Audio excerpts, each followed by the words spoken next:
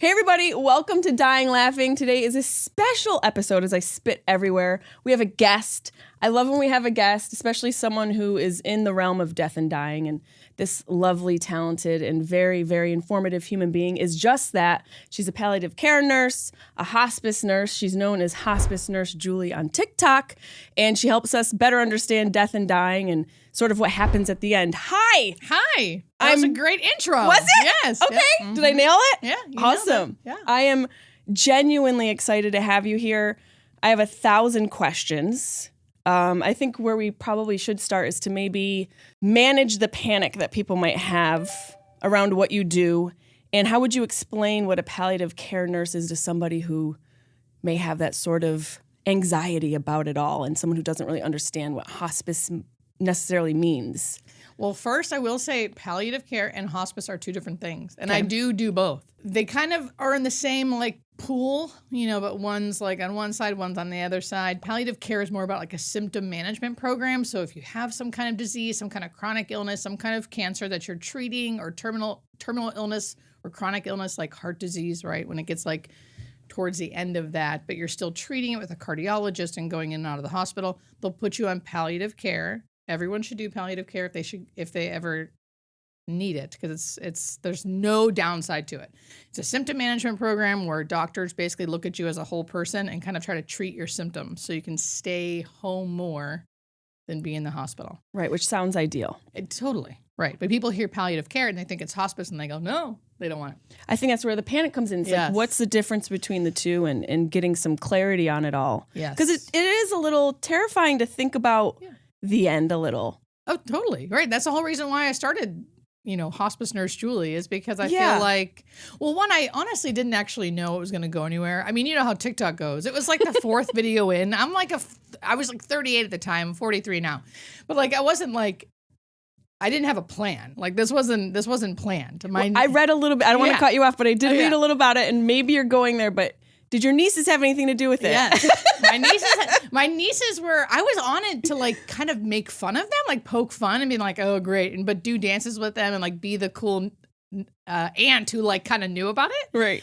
But then I started, of course it sucks you in. So then I'm seeing people with making, doing stuff in their garden, cooking and talking about space. And I was I'm into it. I'm I'm going to do this. And I really it was in my bedroom, it was dark, there was and I just was hi, blah, blah, blah, blah, blah, and said, I had 4 videos, and I think the third or fourth one went viral, and then it was 10,000 overnight, 100,000 in a month, 1 million in a year.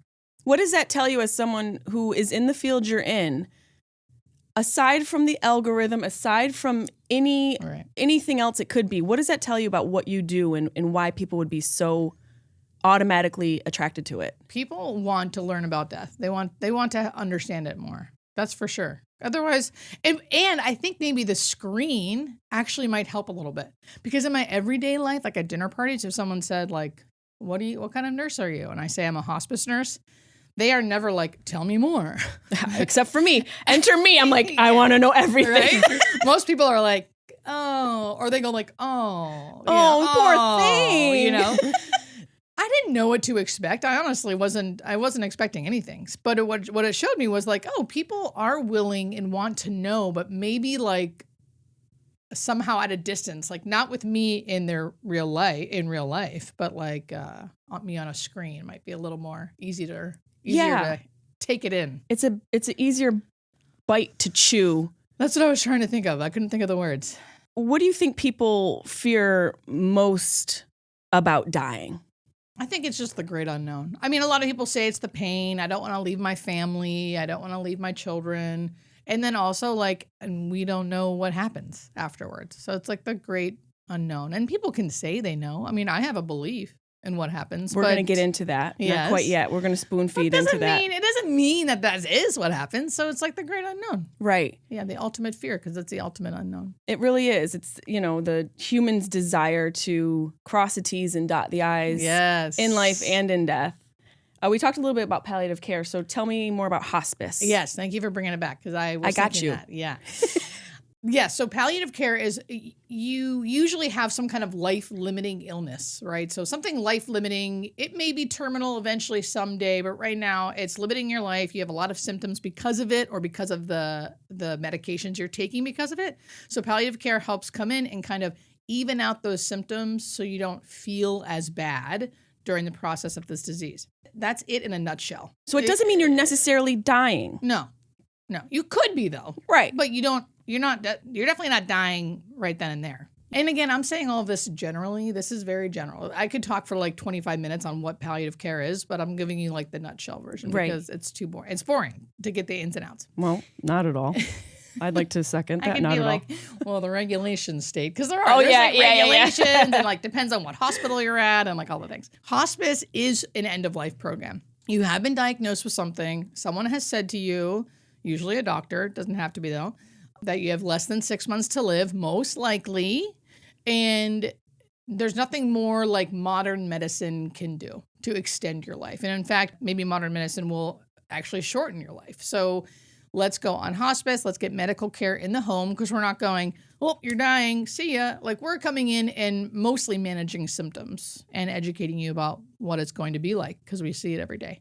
And the whole point of hospice, even though it's an end of life program, I really believe it's about living. Tell me what you mean. It sounds cheesy. Like no. You're not dead yet. The point of hospice is to live out the rest of your life. And a lot of times when you've been sick, it's hard to do that. It's hard to feel free. It's hard to feel like you're really living because you're in and out of the hospital. You don't feel very well. Your pain's not managed sometimes.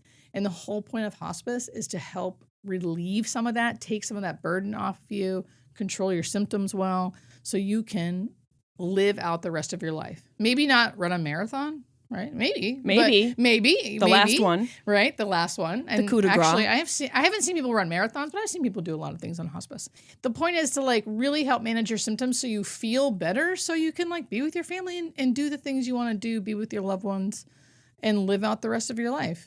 So you don't have to spend it in the hospital. And really, I've had so many patients say like they've come to life because of hospice. They feel better because of hospice. People think beautiful. We do pump people full of medicine, but a lot of times that medicine makes them feel better. We pump them full of steroids a lot of times.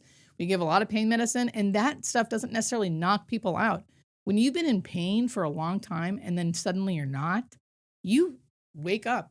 You feel like, oh my God, I feel like myself again because it's finally managed. There's something, I want to go in one direction, but you're bringing something up in me. I feel like there's a term for it. That moment of lucidity that people get while they're in hospice that gives family hope that their loved one's turning around. Is that what you're speaking to? The spirit coming a little bit to life because the pain has been managed? That is not what I'm speaking to. Ooh. No, that is not what I'm speaking to. I got chills. What I'm speaking to is medication, usually different forms of medication that we use help manage people's symptoms so they start feeling better. Like, you know how when you're like, I don't know if you've ever had a migraine or something, but I get migraines where like they can happen for like days in a row. And it's like, I almost learn how to function with the migraine, right? And then when it goes away, you're like, oh my God, no, wow, this is normal. This is what normal feels like. Wow, I can like really do things. It's like that. Not exactly like that. But you know, they kind of come to life in the sense of like, oh my God, I didn't realize how sick I felt until I didn't feel so sick. It's like that emotionally as well, I think, for people in life. They're home. And you know, when I talk, and I'll get to the thing that you are talking about. I know we will. I won't let you leave without it. We will get to that stuff because that stuff is really cool. Yes. Too. But people think hospice is depressing, but you know, 9 times out of 10, so the majority of the time, people are relieved when they talk to a hospice nurse. Mm. I think people have been avoiding saying things like you're dying. Here's what death is going, like just saying the word dying, death, being witness to someone who's not afraid to talk to them super openly, super plainly. For the most part, you look at them and they're like, they like get a sigh of relief. Yeah. And it's hard to hear and it's hard to talk about. But generally when I'm done talking to families and patients, not just me, any hospice worker, they're thankful and they're happy to like understand to an extent what to expect. Yeah. Because in the time when it's so gray and so scary, there are some like black and white things sometimes that can make you feel a little more in control. And that kind of, I think that feels good. Absolutely. Yeah. And we talk a lot about the relief in death and the relief even in grieving someone else's death, that there is a relief in it. We don't really discuss it because I feel like maybe there's a stigma, maybe there's shame and guilt wrapped up in that emotion, feeling relief around something that you have been taught to feel bad about. Mm-hmm. So I can totally understand that, especially from the person's standpoint who is the one entering hospice. Yep. My question that comes up is pain inevitable at the end of life? Is it always the situation? No, not at all. That's one of the biggest misconceptions, that death is painful. I think certain diseases you die from can be painful, but the process of dying doesn't necessarily have to be like the body shutting down, particularly if someone is, and this doesn't always happen, so that's why people associate pain with death or death with pain. Yes. But like particularly if someone's very elderly and they're basically on hospice because they're 104 and they have like a bunch of cardiac issues and they basically die naturally, even though it's from cardiac stuff. But, they stop eating and drinking. They just sleep all the time. Like that would not be painful because their body is so in tune with itself and so ready and has probably done this big, long, drawn out thing where the body actually goes into ketosis and there's endorphins released and things that really help you have a very, very peaceful, natural, not painful death. Now, that's not everybody's experience because they have a certain disease, tumor places, certain cancers are more painful than others. So that's not everyone's experience. But the process of dying, our body does so much to try to help us with that. That's so beautiful. Even just the idea of that natural death progression, there's something it's almost like nature's choreography. Yes. When I was an ICU nurse prior to being a hospice nurse, which is opposite of hospice nursing, right?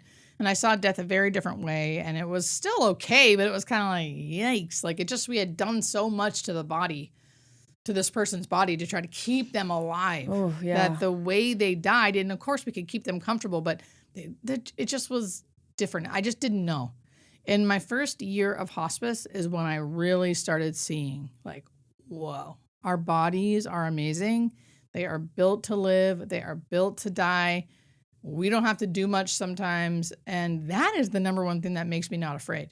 That's interesting. Yeah. The spiritual, cool, like unexplainable things, a close second. But the first one was like, wow, just biology itself was like, isn't this a miracle that our body does all this cool stuff for us? That's wild. It really is. And we end up sometimes interfering with that process because of our desire to control the outcome. Yes. And we can sort of, put a peg in that machine and cause a disruption in the natural progression. Yep. I want to talk a little bit about where families struggle the most. Where do you find families struggle the most with hospice? And obviously palliative care being a different, separate, though related area, hospice specifically, where do families struggle the most? Is it the medical side? Is it the emotional side? A combo? I think it's a combo. I think it's no one talks about death. So unless you're really around it all the time and you're working in medical care, you don't fully understand it. So most people struggle with my loved one's not eating, my loved one's not drinking. That's a big thing. They're not eating, they're not drinking. We're starving them to death. Aren't they uncomfortable? How can we do this? We're just sitting and we're letting them die. We're letting them. That's a big one. Or like you're just letting them die, right? Right. You have to take that. You have to take that responsibility. Right. It's like no one's letting them die. They're dying. They're dying. Does the family make it harder for you? Most of what the time, ways do no. they? What ways can they make it harder?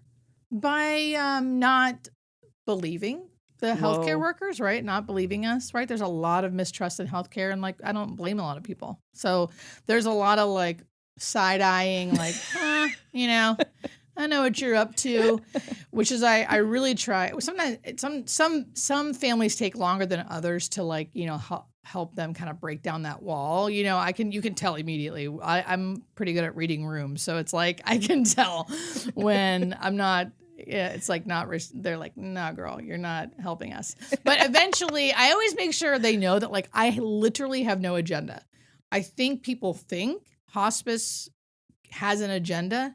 And it is a business. So like the person who owns the hospice might have an agenda, but The employees, I wouldn't say, particularly like there's no agenda here. It's like, I want you to have the best option. Like, it's either you sign up for hospice or you don't. It makes way less work for me if you don't. I mean, I want what's best for you, but also like, I don't like get commission if you sign up. Commission per person. I know, but people really do look at you like, what? It's like, no, I just want you to understand. And not everyone is great at explaining hospice and death and dying. No. And I think my particular talents are, one, I was an ICU nurse, so I know the opposite of what is to come if you don't do hospice, right? I also think I have a talent for speaking. You do. I like can help people understand in like a like it's blunt, but there's some compassion there to help them understand like where they're at, You're a perfect package for delivering the message. Oh my God, thank you. No, I really do love it. I really do love it. It's taken a while. It's taken a while. I mean, there's been a couple years where like, I wasn't always like this, but I had a really great doctor who I followed around at my first hospice company. Names? Dr. Cartmel. Shout out, Dr. Cartmel. Yeah, and I have a really cool story. We can get into it, but okay. She let me follow her around a lot for what we call face-to-faces, where she has to go in and see patients.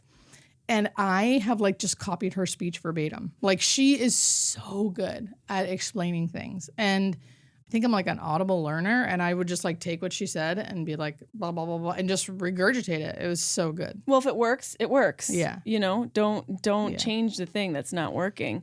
I have to ask, and I mean this with all love, why would someone get into hospice?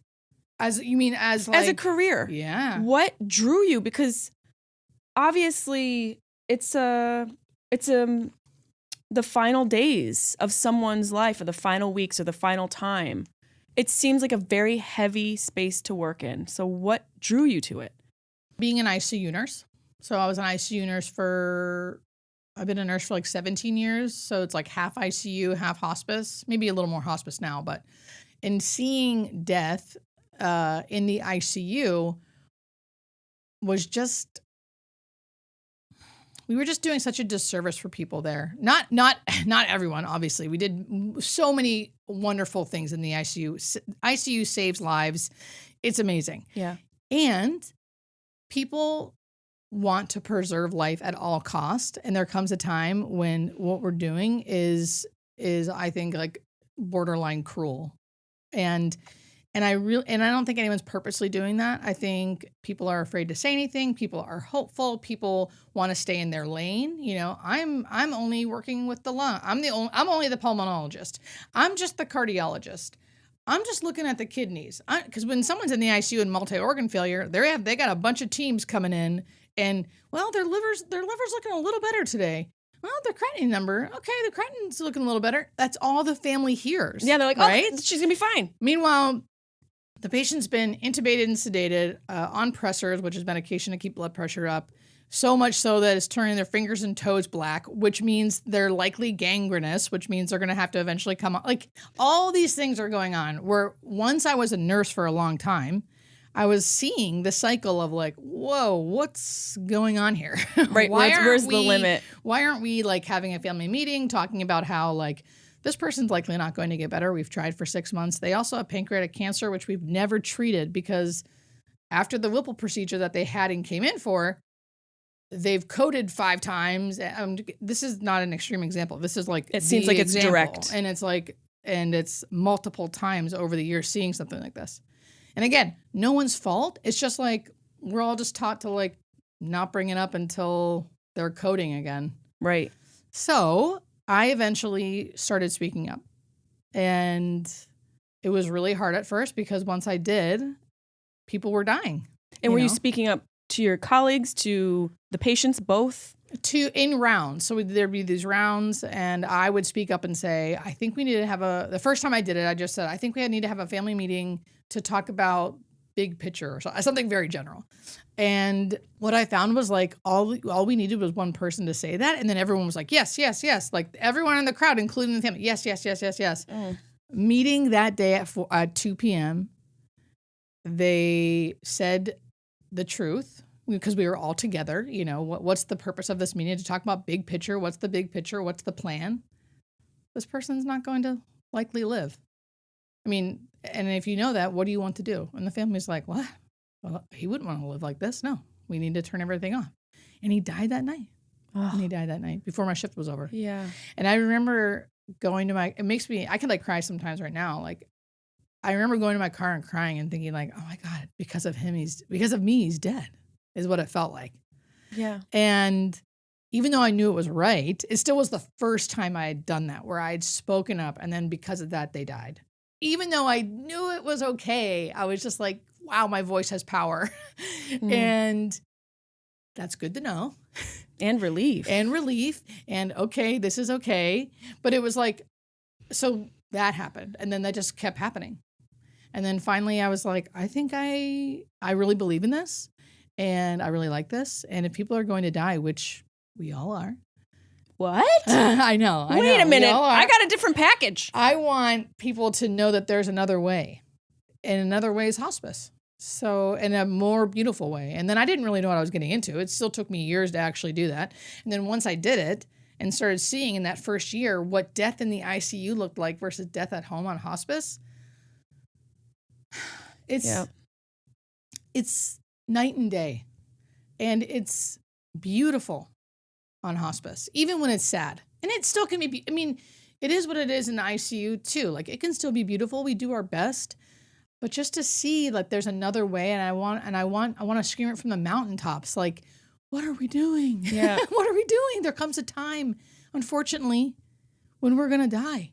And I truly think, if you know, in my opinion, not everyone believes this, I think you're lucky. Hell yeah. If you get to like plan this and know what's coming and be with your family and try to relish, right? Or hey. On hospice, you can do whatever you want. Can we quote you on that? Yes. I always tell people they can do drugs. I'm like, don't let me see you doing it, and be careful.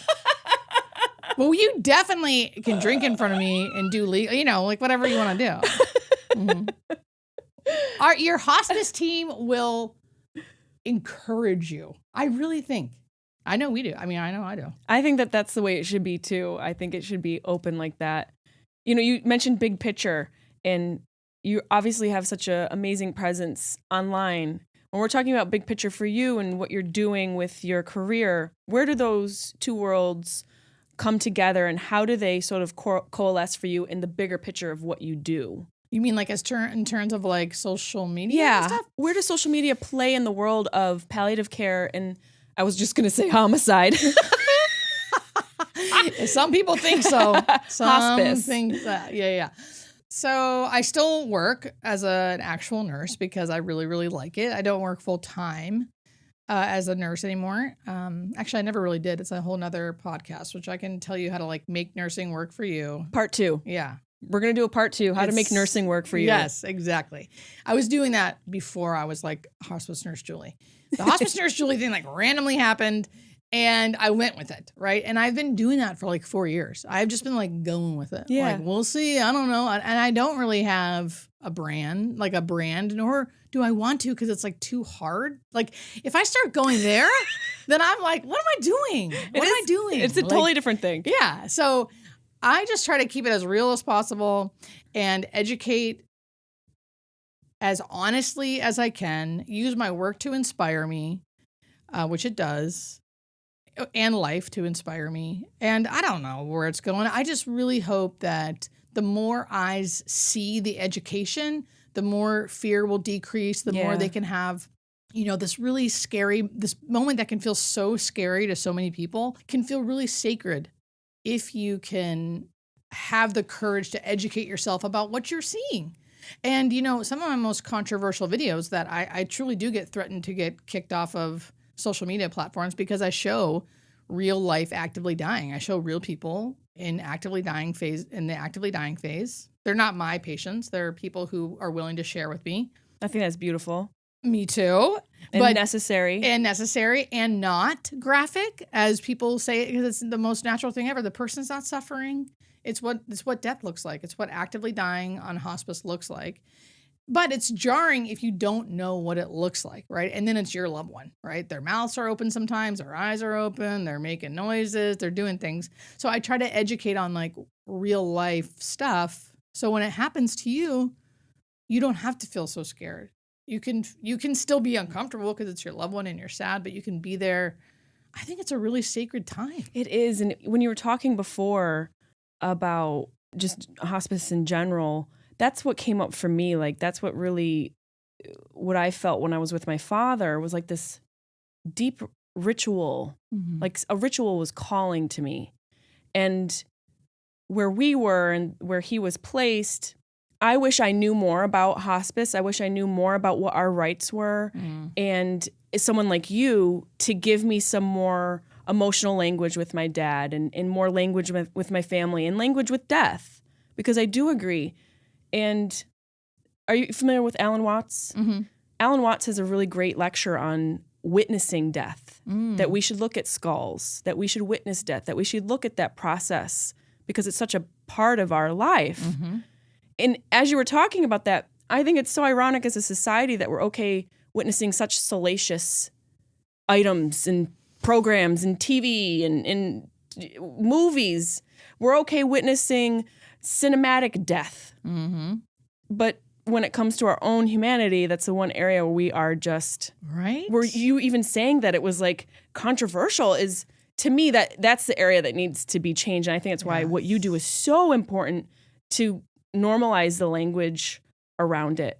I do want to talk about, because you started to mention it, the actual time of dying. What are some common signs that someone is actively dying? Yeah, so actively dying is a very specific part of end of life. So it's the very, very last phase of end of life, which end of life could last for months, sometimes, usually months. What's the longest end of life you've seen last? Well, people can be on hospice for years, especially with like chronic terminal illnesses like Alzheimer's disease, dementia, COPD. People can kind of come and go up and go down. And so it can be a long, long, long process. But generally speaking, it's months. And the last phase of that is called actively dying. And it's very specific. And it's very easy to spot, especially if you're a hospice nurse. The person is usually unconscious. So almost anyone dying on hospice will look like this. Every once in a while, there's a rock star, a diva, someone else doing makeup. Something else. Yeah, someone else doing something else. But usually it's like this. They're unconscious. They are not talking. They are not eating and drinking, and they haven't been. They will then have changes in breathing, which can really freak people out. The death rattle. Then they can have the death rattle, which is called terminal secretions. But it's called the death rattle because it happens right before death, which I can explain. What all of these things can be explained biologically, which I think is really comforting. Yes. Eyes and mouth open. Again, there's reasons for that. Right. So, and then there's a little thing. That's the and skin color changes. So modeling, then they could be flushed or cold or hot or feel hot, but say they're cold, or if they're speaking, which they're usually not. So the person dying in this actively dying phase, that's that last phase. That's the one where we know it's close, and it can last for a few hours to a few days. The longest I've ever seen someone actively die, which is very unheard of, never expect this, was 19 days. And she was like 90-something years old. And it was definitely a case of her waiting for everyone to come in. Because when I first saw her, she had 2 family members in the room. And they were like, we got to call everybody. By the time she died, there was like 45 people there. Literally. Was she Sicilian? I don't think so. But I love it.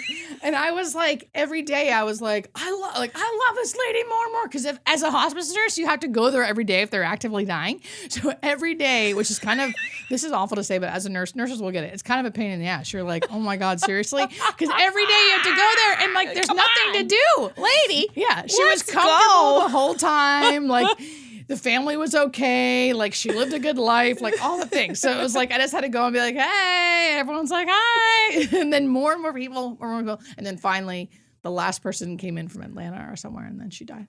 I was like, girl, seriously. Wow, that's a record. Yeah. That's a record. I want to know the importance, or have you seen and experience the physical importance of a family member verbalizing the words somewhere around a sentence like, it's okay for you to go.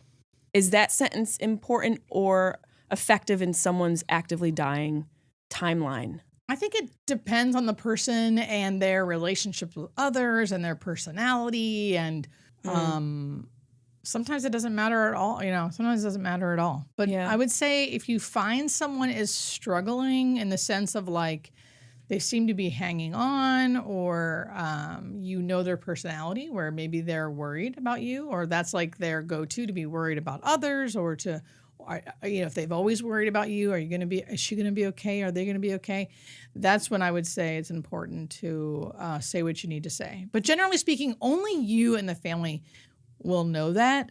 I will speak up if I think if someone seems to be, I don't want to say the word suffering, but carrying something that feels a little existential. Like you can kind of tell if you've been a nurse long enough when something is like physical and when something is a little more about personality or a little more about family dynamics or who they were. And a lot of times I'll try to say something like, was she, super independent or like afraid to have anyone see her without her makeup on or something? And they'll be like, oh my God, yeah, she would never leave the house without her eyelashes or whatever that was, right? And a lot of times that's obvious because the person will wait until everyone leaves to die because they don't want anyone to see them die like that.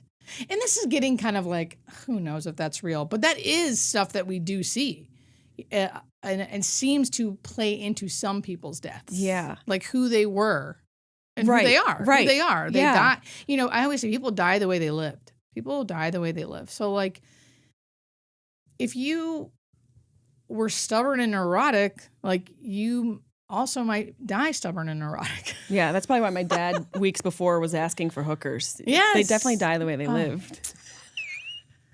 I'm so mad at myself because I usually have my dad's urn with me. I only have a scoop of them. I always joke. My sister just gave me a scoop. I didn't bring them. Oh. I usually have him with me, but I didn't. But what's your dad's name? His name's Joseph. Joseph. Yeah.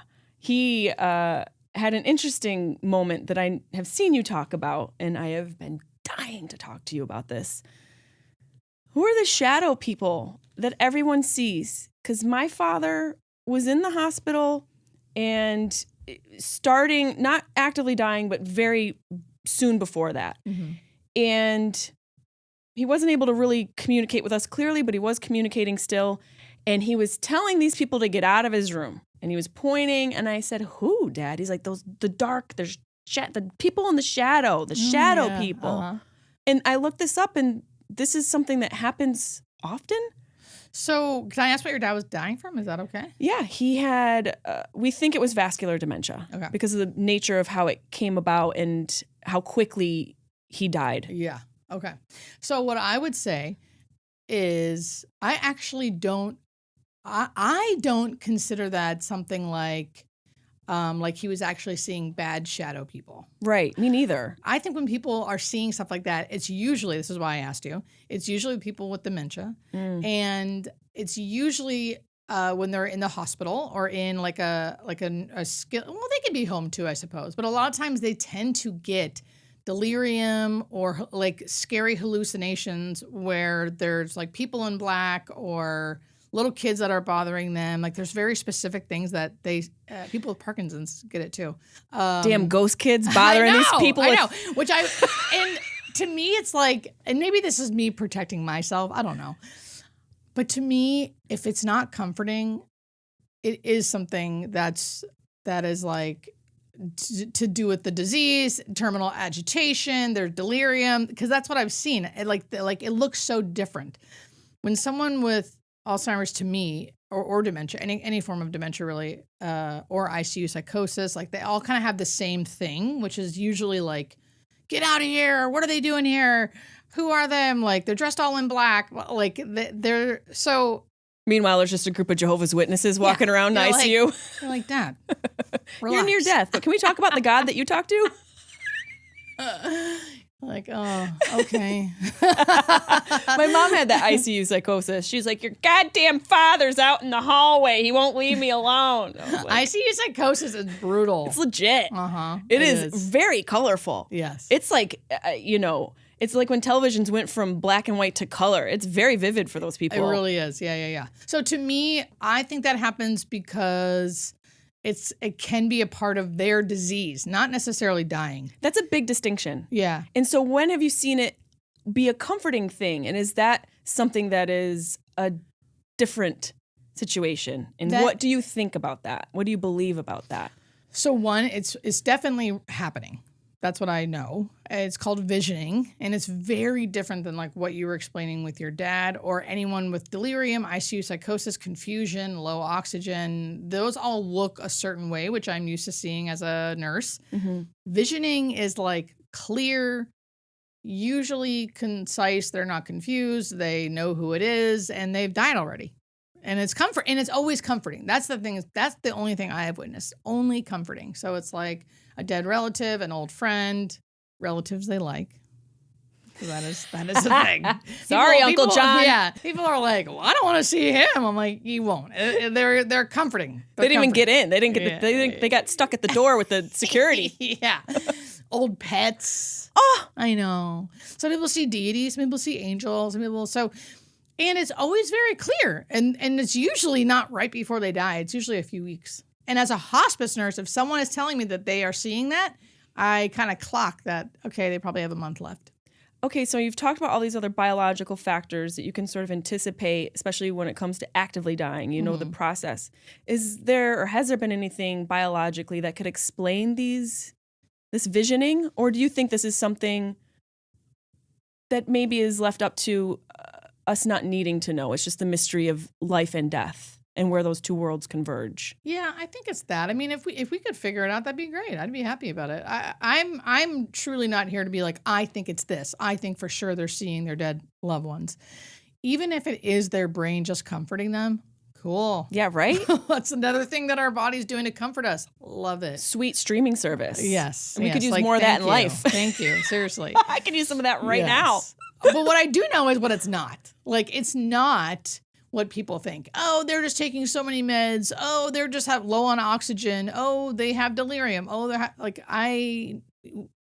first off, we are medical professionals. Yeah, you do this all the time. I'm not just trying to be like, look at how wonderful death is. And it's like, I wouldn't have believed it either. Even as an ICU nurse, I remember the first couple visits I did when I read the pamphlets that we were giving to people. One of them said, in the last few weeks of life, you will, and they gave a list of like things that you'll probably see. And then it said, your loved ones seeing people who you can't see or something like that. And I remember being like, what company am I working for? And why would we ever say that? Like, how we are healthcare professionals. Why would we ever say that? I want the pamphlet. Yeah. And then I started working and like actually working and I was like, oh my gosh, this is really a thing. People really do experience this a lot to the point where we need to educate them.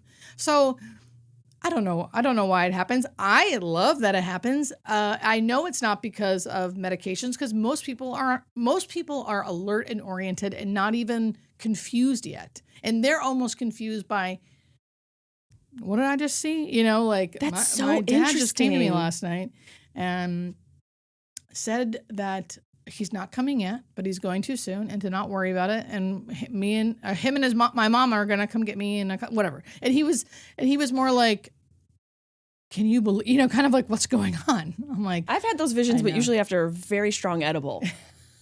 And then I've died 1,000 times, and I'm like, oh my God, I'm back. Oh my gosh. Whenever I come back, great, I'm though. like, thank God. We need hospice for people on edibles. Did you have like an awakening? Oh, yeah. A few times. I love it. Yeah, when you have ego deaths, we definitely need palliative care for people who are dying. They are doing that. They're doing psilocybin stuff. Oh, that's amazing. Dying, yeah. That's beautiful. I just meant me dying on an edible, but also being able to be alive at the end of it. Just like, a tester palliative care thing. I really do. I mean, I don't take edibles, but I really do contemplate my own life almost on a daily basis. And it really helps me. I agree with that. I think we need to contemplate our life more often. Yeah, it helps me love my coffee more, my bed more, my day more. I agree. Being cognizant and present in these little moments, just sipping the tea and petting the dog and smelling the roses, as general as that sounds, there is something to that. There is something to that. There's something that for sure enriches our life. I'm going to ask you one question, then I have another question to ask you that has to do with what you would like to see happen in the hospice community and the hospice industry, since it is a business. What do you think about people who have somebody who's dying and they are afraid of missing out on the moment, like the actual moment that this person dies? What can you tell them about that? Because I think that's one of the hardest things. This always makes me so emotional. Mm-hmm. I couldn't be there for either one of my parents. And it makes me emotional just because we were so close and I loved them so, so much. And I want people who maybe can't be there for their loved ones to know that that's okay, and maybe a way that they could prepare or a way to come to some sort of be resolute with it. Yeah. I think the thing to start with would be talking about this stuff. It can be like as simple and as difficult to do, but to talk about end of life, to talk about how sad it would be to miss that. Yeah. Right? To talk about how you would want to be there. And if you can, do it. Like families will ask me all the time, how long do you think? Should I start taking off work? When do you think? Da-da-da. And I'm always like, I get it, because we live in a real world where like we have to work, and I can tell you in 5 years, you are going to be okay with taking off work too early and being with your family member and missing that work and having to catch up on bills and all the things. Like will not regret it. You will not regret it. So if you can do that, I would say go now.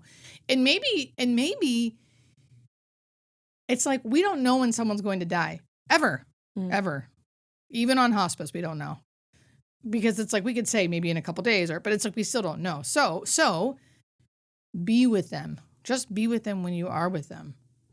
And if you're there for the first week, but then you had to go home because you have to go work, and then you miss it when they take their last breath, that is sad and awful, and you should still talk about it. And I'm so glad you do, and cry about it, because I think that's what we need. Mm-hmm. People need to see that so they know they can cry too. Yeah.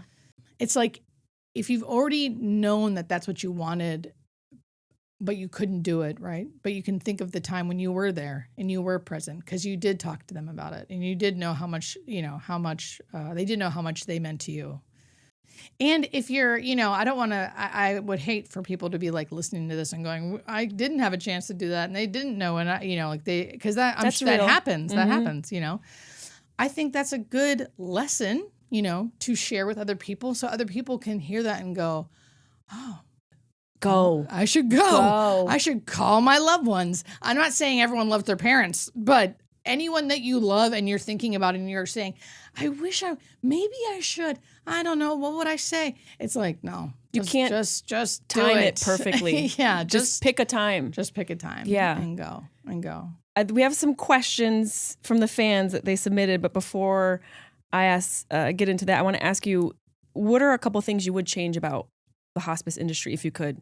What are some hospice Julie inputs that would be into I'm glad you industry? Asked, girl. I got a bunch. Other podcast. I got a bunch. What are your top three? Off, it is funded by Medicare, so it's federally funded. So all hospices across the nation should be acting the same, okay? And that's a good and bad thing. It's federally funded, so we get stuff from the government but the government controls what we do, hardcore. And any hospice who says that is how, every hospice should be acting the same. And some of the rules of the government, I don't necessarily, that comes when it pertains to hospice, I think we need a little more. Yeah, I agree. But it is coming a long way prior to being government run, before they were really trying to scrap together things. And, it was also, we swear? Fuck yeah. I was just going to say, it was also a shit show. So it feels like a shit show. There's a balance, right? So the first thing I would do is all families should have 24-hour care. Period. Because most people think when you come onto hospice, the nurse is going to be there. The nurse is not there. And then everyone's disappointed because where's the nurse? My mom was dying and I was left alone. Guess what? That's normal. That is what is expected per Medicare guidelines. They don't say you need to be there if someone's dying. They say, are they comfortable? And usually they are, especially when they're actively dying. You're by yourself. And families don't get that. Families are the one changing, feeding, giving medications. It's nearly impossible. It's so hard to do. And then if you don't have someone to be there, you have to pay for it out of pocket. Who has the money for that? It's so expensive. Guess what? Rich people and rich people only. Don't get me started. Well, no, it's why I wanted to ask you because, in my opinion, death is a rich person's game. Yes. I always say you have to be rich to die well. You really do. And the way my dad, like screaming, it pisses me off how he was cared for. And this is nothing against, like you said, the nurses and the team at the place where he was at, which I will not mention because I don't even want to get into it. You can only do as good of a job that you are allowed to financially, systemically, bureaucratically. Bureaucratically, yes. All of those things combined, you guys are limited. There's a cap. Yep.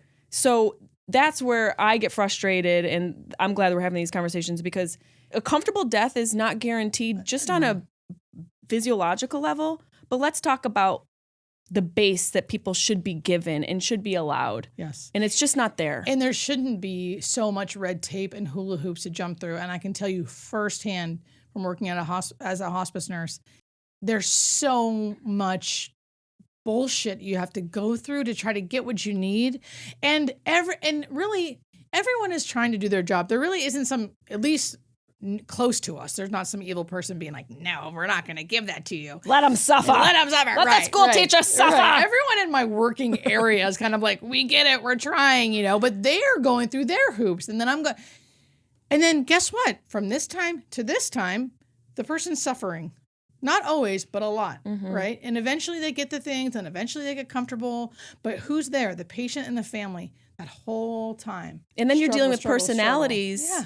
Like, not everybody has the personality to be a nurse. Right. Not everybody has the capacity. And that requirement is so difficult. And when you try and divide that and divvy it up amongst a family, that can fracture the family structure. Yep. I've seen it happen. I'm out. Yep. So there's so much that needs to be done. And I hope that it changes. I feel like having you on the hospice team and the palliative care team, like that's such a huge step in the right direction. Yeah. That's why I was like so excited to have you on the podcast. And clearly everyone else was. Can I ask you a couple questions? Yeah. Okay. Wait, what can I say? So the number one thing, hospice to give 24-hour care to every family always. Yes. No matter what.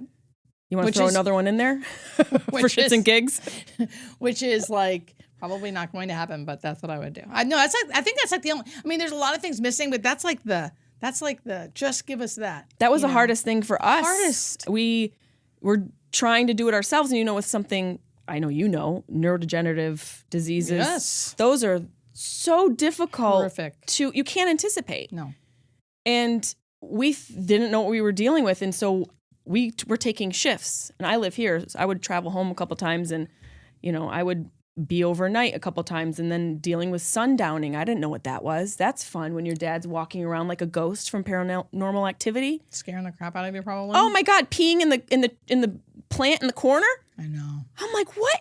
Who is this man? And there's no talking him out of it either. No. There's no like, come on, let's go. No. Like they're gonna. His world is, he knows it. So it is definitely a thing I've lived firsthand and my family has dealt with firsthand, and it's expensive emotionally, financially, and spiritually. Yep. And it was humbling to go through. Yep. So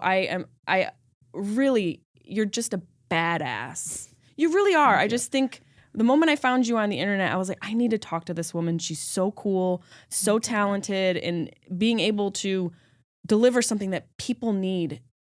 Chef's kiss. Thank you. Questions from the people. Yes. Hey, I saw your post about the hospice nurse. I have a question for her.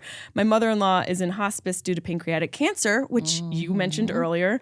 How do I keep her from worrying about passing over? We try and keep her comfortable, but it's a very heavy conversation to have. Any advice would be great. Thanks, Celine. We kind of touched on this, but this is I know exactly what I would say, but it is personality dependent. It's not going to be easy. Generally speaking, I would say, if she's willing let her openly talk about her worry and her fears and not try to make her not afraid.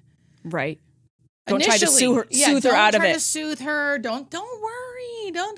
No, let her talk about her worry. Not telling the dying lady not to worry. Let her worry. What I do is I go, I know. It's so scary. We don't know what's going to, I'm telling you, people, again, personalities play a part, but most people, as long as like, they don't really have like some kind of anxiety disorder. You know, there are people who with like real like health anxiety that it's probably not going to help. But like generally speaking, most people just want to get it out. And some of the best conversations I've ever had are with people who have said really scary things to me where they were looking to me going, tell me something different, right? I've had a woman go like, I'm sorry I keep going into stories, but it's so good. Fine. There was a woman who like did not like me from the get-go. I could tell you, like I could tell, I can read the room, right? She's not into me. It was just me and her. She was the patient, which is like different. Usually there's family there. And I'm like cracking jokes and doing my thing, trying to like get her to warm up to me. And she was like not having it, right? So I was like, okay, I'm getting the picture. I'm just going to like get my shit done and leave. Finally, at the end of the start of care, which is the admission, she starts laying on the couch and puts her hands behind her head and starts like looking up at the ceiling and goes, I'm not afraid to die. But when I close my eyes, am I really going to, what'd she say? When I die, am I really going to close my eyes and wake up and see God? And I was like, charting, like stopped in my tracks. And I'm thinking like, this is a rhetorical question. But then I look up and she's like looking at me like, bitch, tell me the answer. Like, do you know God? Do you know the answer? And I was like thinking, this is my time to shine. Like I could say all types of stuff to make her feel better and like whatever. And I have my own beliefs. I know what I believe. But I just go, I don't know. Because I don't know. Right. I don't know. She probably was just looking for some and then honesty. She laughed and goes, I guess I'll find out. And I go, I guess you will. And she got up, hugged me. We're like crying together. And all I said was, I don't know. Mm. And and that was like, it was like, it's almost like truth, like sets you free. Like, I think she thought she wanted to hear me go, yeah, you're going to see God. It's going to be okay, blah, blah, blah. Mm-hmm. I don't think that would have helped her. No. I think it actually helped for me to go, I don't know. Yeah, because it's the truth. And so that's why I say, let them say stuff. Let them say stuff like, I'm afraid. I don't want to. I'm angry. Mm. I'm angry. And then if they say that and you're angry, you go, I'm angry too. I'm fucking pissed. I don't want you to die. I'm going to miss you. Right? And then you can cry. Yep. And you will have the most beautiful moment. It really is. Those moments are so beautiful. Yeah. And towards the end, my dad, he couldn't talk. He was, in the actively dying stage and closer. And I was here and he was there. And I called the nurse's station and I knew she couldn't get into his room with the phone. And I just said, hey, can you tell my dad I love him and tell him it's okay and I'm okay and I'm thinking of him and just tell him I love him. And I called to say that. And my dad hadn't been speaking for a week at that point. He was going. And she went into the room and she told him and he died like 20 minutes later. Mm. So having these difficult conversations with the living and the dead are so important for everyone involved. Yeah. It can relieve the dead. Who knows? I mean, hearing's one of the last senses to go, correct? Yeah. Mm-hmm. And that was something that was given to me, a gift of a friend of mine, John Heffron, another comedian, told me that hearing was one of the last senses to go. And so I do think it's important to talk as much as you can. We do have to go a couple more minutes, a couple more questions. One of my best friends, do you think they have the ability to tell when they pass? I don't know what she's saying here. Do you think they have the ability to time when they pass until someone leaves or comes? Yes, I know what they're asking. What is she asking? She is asking, do you think someone has the ability to like choose when they die, like waiting for someone to get there, waiting for someone to leave, choosing a date? And my answer is, it seems that some people can. That is one of the phenomena. So like there are, I don't know how many, it's the longest chapter in my book. Chapter 6 is like medical phenomena. And there are like real phenomena that happen at the end of life. And one of those things is timing of death. So waiting for everyone to get there before they die. That 19 lady, days of that actively lady, 19 dying. days, no food and water in her 90s, actively dying. It was insane. That's quite. I know. Quite And then a feat. I had another lady who looked literally almost too well to even be on hospice. And then she died, I want to say a couple days later. And she basically told her caregiver the night before, hey, I'm going home. Hey, I'm leaving. Like, tell my son I love him. Take care of him for me, blah, blah, blah. And the caregiver's like, what are you talking about? You're going to be here tomorrow. Everything's fine. We just made blueberry muffins. Like, whatever. And she goes, no, I love you. Take care of my son. Thank you for everything. Died. Wow. Died. I love people who are on a schedule. Right? So obviously not everyone, and we don't know why, but it does seem like some people can, and it's kind of personality dependent. Like a lot of people who are super independent, prideful, don't want to be seen a certain way. They'll maybe wait until everyone leaves. Even people are holding vigil, like people are waiting, like they're not missing this. And like one by one, it's like, I'm gonna go pee, I'm gonna get a coffee, I got a shower, and then they die. Everyone's like, what the hell? Yeah. Yeah. I've seen that happen. I've heard a lot of friends like, I left and then they died. You're right. It is really personality based a lot of the times. Yeah. What the type of person they were in life depends on how they will die.